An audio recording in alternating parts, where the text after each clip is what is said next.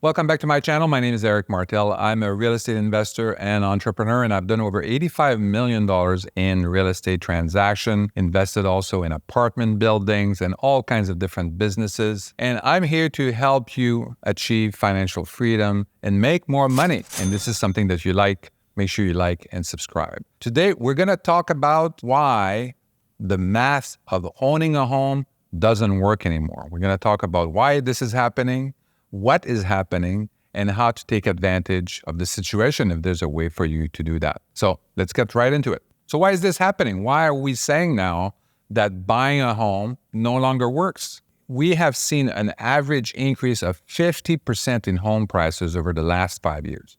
The cornerstone of the American dream is no longer valid or is being challenged. What used to be about owning a home was about financial stability. It was about the fact that this was a great investment.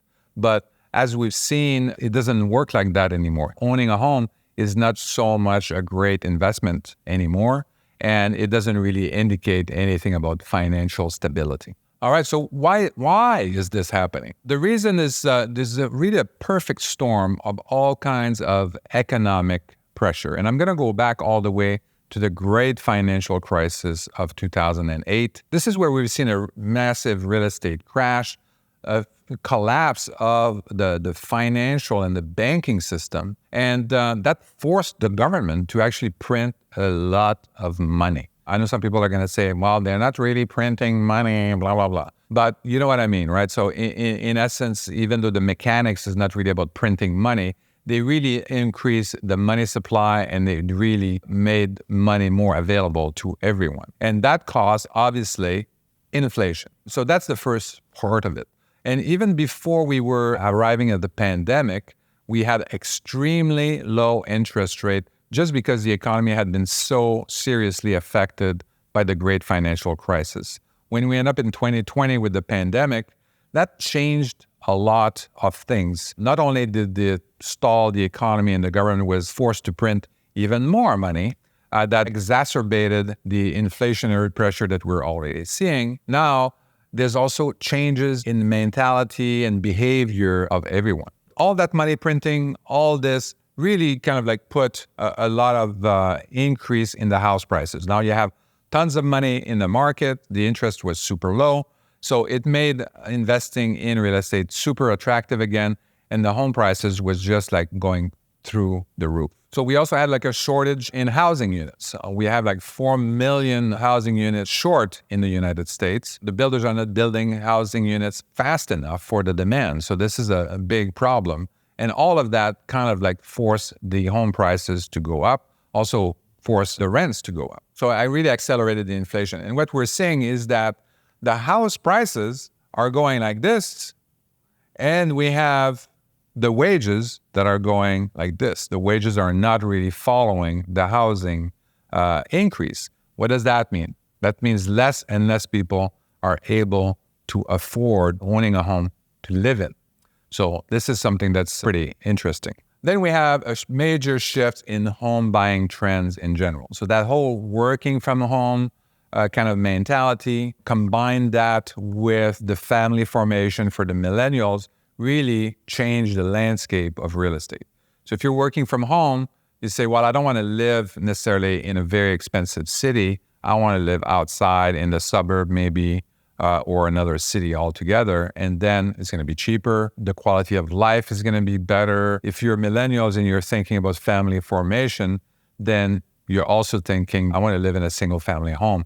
I don't want to live in an urban center. I don't want to live downtown San Francisco. I want to live in the suburb to raise my kids, have my dog run around the yard, all that kind of stuff. So this forced some migration. So people that were in downtown San Francisco, downtown LA, or other cities like that, they said, well, I want to move in the suburb. Some of them also moved outside of that city into other cities, other states, where they had less taxes maybe, better quality of life and all of that. And that caused a lot of real estate kind of like hot spots around the country. State cities that didn't know there would be a big influx of people. You're thinking of Austin, Texas, for example, where there's a ton of Californians that went to Austin, Texas, and the price went through the roof almost instantaneously when that wave was coming in.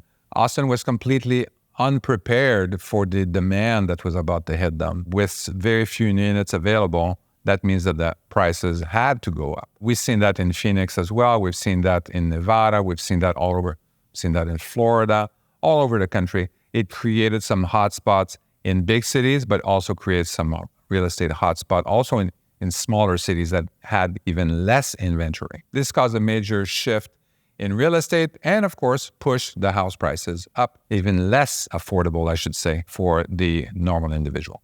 So why is this important? Well, there's a couple of things. First of all, is if you're in a situation where you're trying to decide whether you should buy a home or rent a home, this information is very important. If you're trying to buy your home, I would probably recommend, instead of buying a home, that you rent an apartment or a house, and then use that down payment to invest in real estate somewhere more affordable that's also going to provide some positive cash flow. So increasing your income. The thing is that a lot of people are thinking that I live here, it doesn't make sense for me to find a rental property in the same market. You have to separate where you live with where you invest. Live wherever you want to live, where it makes sense, where you're comfortable and all of that kind of stuff, but invest where it makes sense. So this is something that's very important.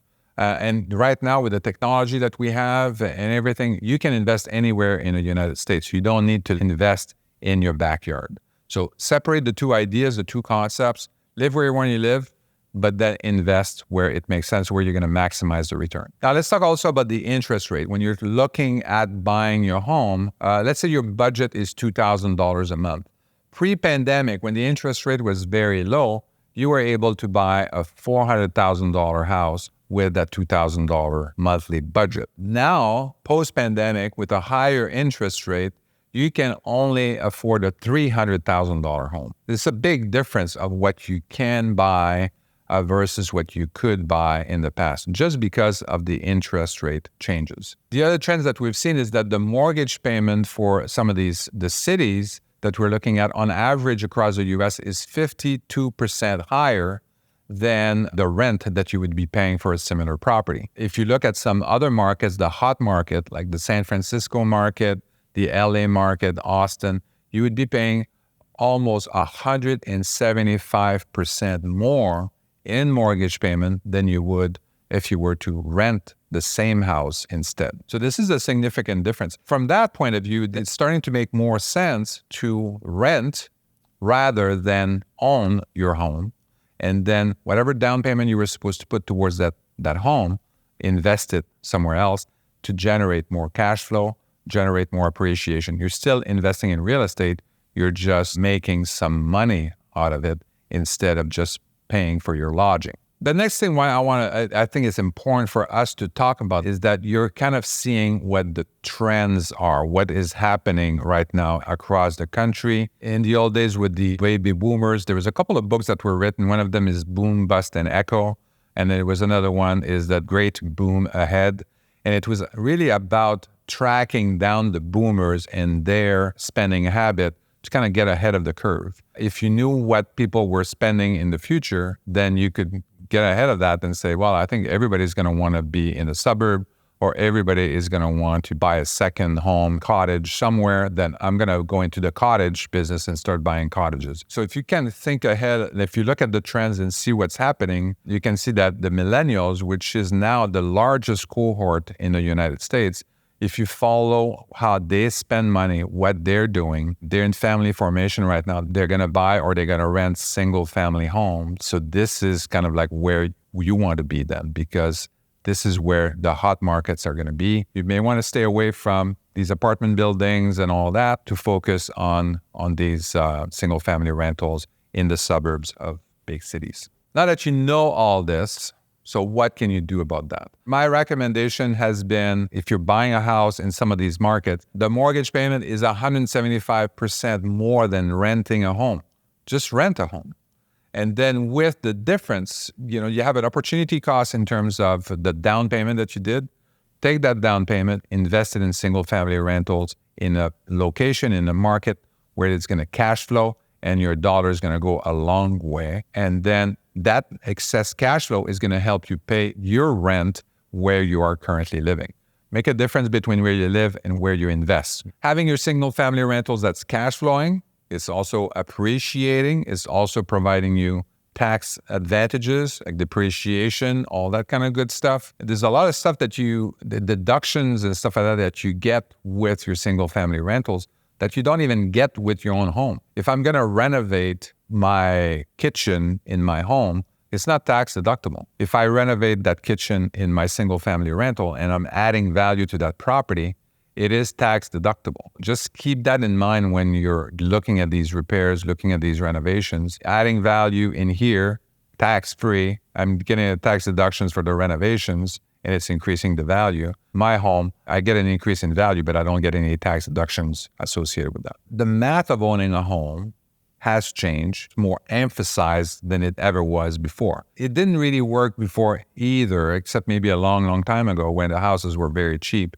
But it hasn't worked. It was always a little cheaper to rent than it was to buy a home with all the costs, the total cost of ownership. Now it's even more. The difference is so obvious, so flagrant that it's hard to avoid.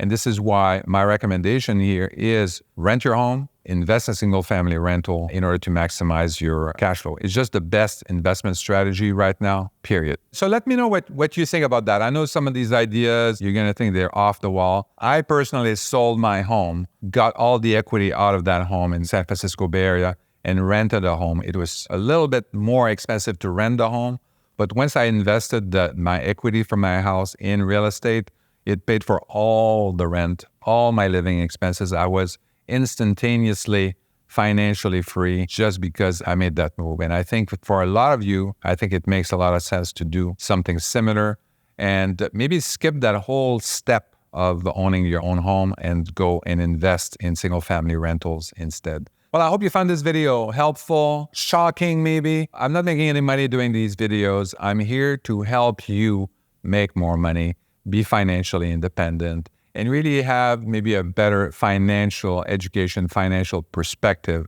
on what's going on. If this is something that you're looking to do as well, make sure you like and subscribe, and we'll see you next time.